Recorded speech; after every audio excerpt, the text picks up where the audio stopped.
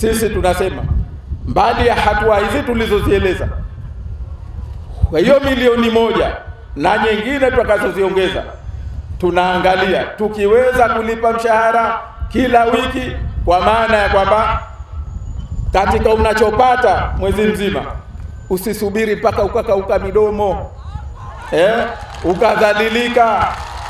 Tukiweza kulipa kwa wiki, hilo ni jambo tutalifanyia kazi.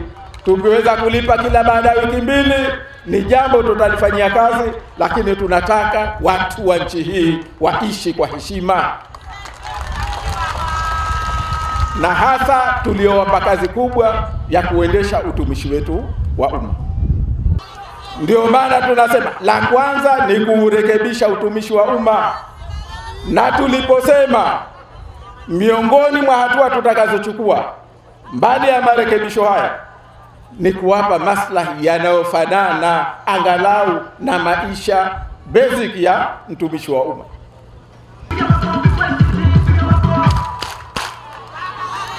Mimi nilikuwa naomba nizungumze jambo moja tu, ndugu zangu. Nizungumze jambo moja, nalo ni kuhusu utumishi wa umma. Ndugu zangu, tumeyaeleza mengi yanayoyasibu nchi hii na hatua ambazo tutakwenda kuzichukua. Tumeeleza juu ya hali za maisha na hatua ambazo tutachukua kuondoa kodi katika kila kitu kinachoitwa ni chakula cha binadamu,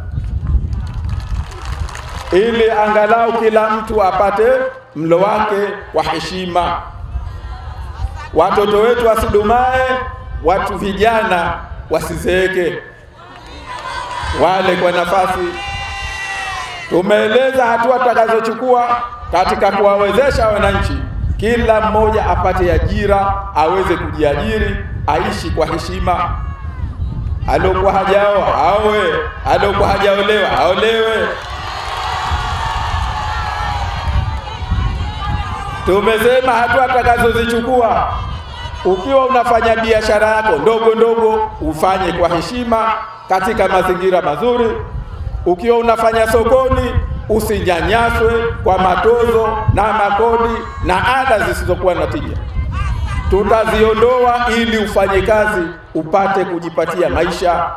Kiongozi ambaye kwamba amejitolea kutetea maslahi ya wananchi na sio maslahi yake na familia yake, huyo ndio kiongozi anatufaa kuongoza katika nchi yetu ya Zanzibar.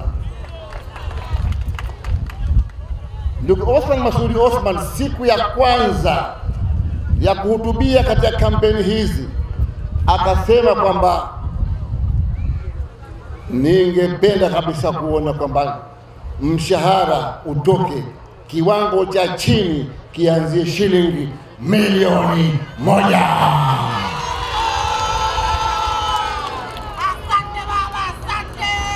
Kwa hivyo ni muhimu sana kuona kwamba tunawapa wananchi wetu mshahara unaostahili.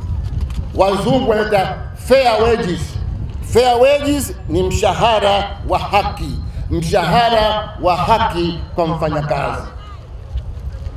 Mshahara haki kwa mfanyakazi anaweza kumudu kupata kijumba chake kizuri, akapata chai ya asubuhi, akapata chakula cha mchana na cha usiku, akaweza kulipia angalau bima yake ya afya na wanawe, na akaweza kusomesha wanawe vizuri.